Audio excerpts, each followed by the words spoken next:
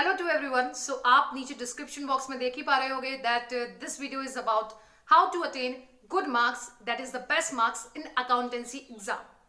यानी कि आप 90 plus marks, 95 plus marks and even 100 marks किस तरीके से अटेन कर सकते हैं। सो ये वीडियो उसके बारे में है।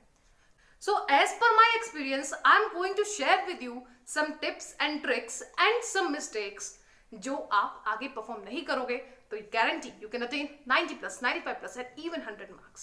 अगर आप ये वीडियो टिल दी एंड देखते हैं then I will give you a pro tip that will definitely help you. So the very first point is timely starting of syllabus. यानी कि जो आपका सिलेबस है आप उसे जितनी जल्दी स्टार्ट कर सकते हैं उतना जल्दी स्टार्ट कीजिए, बिकॉज जितनी जल्दी आप स्टार्ट करेंगे उतनी जल्दी आपका कोर्स फिनिश होगा एंड उतना ही ज्यादा आप रिवीजन कर पाएंगे। So first point is timely starting of syllabus. सही समय पे सिलेबस को स्टार्ट कर दीजिए, बिकॉज अगर आप नवंबर तक भी खत्म करते हैं अपना कोर्स को देन आप कम से कम 2 टाइम्स और 3 टाइम्स रिवीजन कर सकते हैं। सो रिवीजन से मेरा क्या मतलब है, आप की वीडियो है ये क्लास 12 आईएससी स्टूडेंट्स के लिए। सो आप सभी को पता है हमारे पास 2 बुक्स होती है।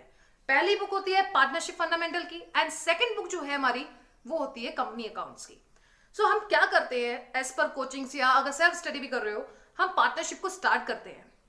हमने पार्टनरशिप का फंडामेंटल का फर्स्ट चैप्टर पढ़ा, देन हमने वैल्यूएशन ऑफ गुडविल पढ़ा, एडमिशन पढ़ लिया, फिर होता क्या हम थक जाते हैं। सो सबसे पहली बात आपको वो थकना नहीं है, आपको पूरी पार्टनरशिप कंप्लीट करनी है, रिटायरमेंट दैट डिसोल्यूशन। आपकी पार्टनरशिप वाली बुक फिनिश हो चुकी है, अब आप टच करने वाले हैं कंपनी अकाउंट्स को। सो मेरी यहां पर एक रिकमेंडेशन ये है, बच्चे मिस्टेक ये करते हैं कि जब वो कंपनी अकाउंट को स्टार्ट करते हैं तब वो पार्टनरशिप को छूते भी नहीं है। यानी कि उन्होंने पार्टनरशिप फिनिश करी, देन वो कंपनी धीरे धीरे पढ़ते हैं, कंपनी अकाउंट्स पढ़ते हैं, उस बुक को भी फिनिश करते हैं, then after that they start the revision for partnership fundamental. तब पता चलता है हमें कुछ आता ही नहीं है, हम तो सब भूल चुके। सो ये गलती आप लोगों से नहीं होनी चाहिए। आपने पार्टनरशिप खत्म कर लिया है, कंपनी अकाउंट्स को आप स्टार्ट करने वाले हैं। सो जिस मोमेंट से आप स्टार्ट कर रहे हैं कंपनी अकाउंट्स को न्यूली पढ़ना, सो वहां से आप पार्टनरशिप को भी रिवाइज करते चलिए, बिकॉज रिवीजन एक ऐसी की है जो हमारे माइंड में चीजों को रिटेन कर सकती है। नेक्स्ट मिस्टेक जो हम सभी लोगों से होती है वो ये है कि हम हर एक क्वेश्चन को अपने हाथ से सॉल्व करके नहीं देखते। गाइस नेक्स्ट टिप आपकी यही है कि practice each and every question by your hand. Orally आपको क्वेश्चन नहीं सॉल्व करना। ये डेबिट होता है, ये क्रेडिट है, हाँ हाँ हमने देख लिया, ये डेबिट है, ये क्रेडिट है, ये यहां पर आएगा, ये अकाउंट में इस साइड आएगा, ये आपको नहीं, ऐसा नहीं करना है। आपको हर एक क्वेश्चन खुद के हाथों से सॉल्व करना है। मेरी आप ये बात मान के चलिए, अगर आपको वो 100 का टारगेट अचीव करना है, ये 90 प्लस का टारगेट अचीव करना है, 95 प्लस का टारगेट अचीव करना है, तो आपको हर एक क्वेश्चन प्रैक्टिस करना पड़ेगा। नेक्स्ट पॉइंट है हमारा कॉन्सेप्चुअल क्लैरिटी। आपके कॉन्सेप्ट में बहुत ज्यादा क्लैरिटी होनी चाहिए।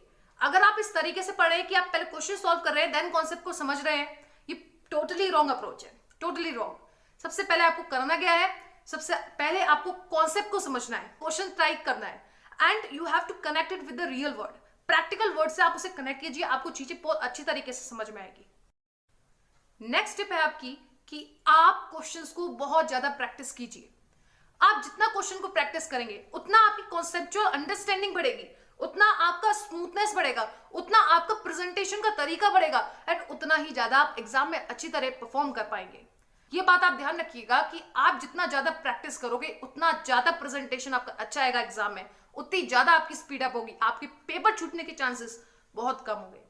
सो आप इस चीज को याद रखिए, आप प्रैक्टिस कीजिए। देखो भाई मेहनत तो करनी पड़ेगी, ठीक है। Next tip is to be consistent. आपको कंसिस्टेंट रहना पड़ेगा। अगर आप आज अकाउंट्स प्रैक्टिस कर रहे हो तो आपको कल भी करनी है, परसों भी करनी है, उसके बाद भी करनी है। ऐसा नहीं है कि आज प्रैक्टिस करा 2-3 दिन बाद छोड़ दिया फिर प्रैक्टिस करा, ऐसा नहीं होना चाहिए।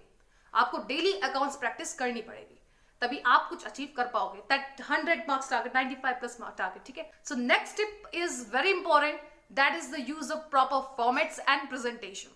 आपको फॉर्मेट्स बहुत अच्छी तरीके से बनाने होंगे, क्योंकि भाई अकाउंट्स के एग्जाम में प्रेजेंटेशन बहुत ज्यादा मैटर करती है, बहुत ज्यादा। कहां पर वर्किंग नोट्स आपको दिखाने हैं, कहां पर नहीं दिखाने, ये आपको टीचर्स गाइड करेंगे, अदरवाइज आपको ये प्रैक्टिस से आएगा। सो गाइस इस बात को ध्यान रखिएगा, प्रेजेंटेशन मैटर्स बहुत ज्यादा इन अकाउंटेंसी एग्जाम। अकाउंट्स के एग्जाम में प्रेजेंटेशन बहुत ज्यादा मैटर करती है। So please focus on presentation, on consistency, on proper formats, on proper timing, speeding up yourself. अब जनरली बच्चों का क्वेश्चन ये आता है हमें अकाउंट्स कितने घंटे पढ़नी चाहिए।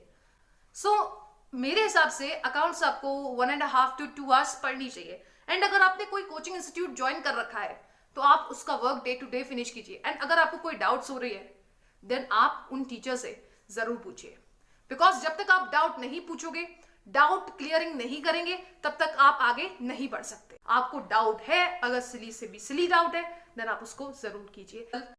सो जैसा कि मैंने बोला था कि at the last of the video I will give you a pro tip. So pro tip ये है कि आप एक कॉन्सेप्ट रजिस्टर बनाइए जिसमें कि आप सारे कॉन्सेप्ट्स को लिखोगे। बिकॉज होता क्या है, अगर हम कॉन्सेप्ट रजिस्टर बनाते हैं at the time of exam का जो समय होता है, उस समय अगर हम उस कॉन्सेप्ट रजिस्टर को देखेंगे तो हमें सारे कॉन्सेप्ट एक जगह मिलेंगे, यस और नो, एंड उस कॉन्सेप्ट से आप बहुत इजीली रिवाइज कर सकते हो। अब मान के चलिए आपने क्या करा, आपने पार्टनरशिप को रिवाइज करना स्टार्ट किया।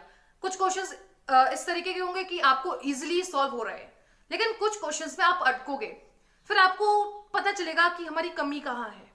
सो वो जो आपकी कमी है वो आप उस कॉन्सेप्ट रजिस्टर में लिखिए।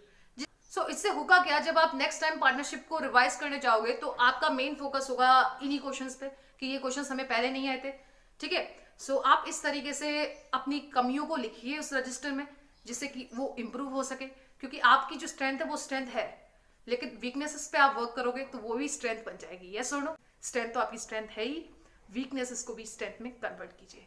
So thank you so much everyone.